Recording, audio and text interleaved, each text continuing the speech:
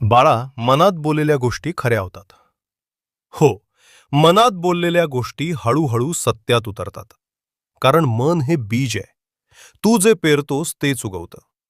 वारंवार एकच विचार, एकच वाक्य मनात फिरत राहिलं की ते मन स्वीकारतं आणि नंतर आयुष्य तसंच घडू लागतं. म्हणूनच मनात भीतीचं, नकारात्मक शब्द ठेवू नकोस. भीतीला नाव दिलंस की ती अधिक मोठी होते. स्वतःबद्दल वाईट बोलू नकोस, कारण स्वतःचीच ऊर्जा तुटते. आणि दुसऱ्याबद्दलही वाईट विचार करू नकोस, कारण ते परत फिरून आपल्याच मनावर येतं. मन शुद्ध ठेवलंस, वाणी पवित्र ठेवलीस, तर आयुष्य आपोआप सुंदर होतं.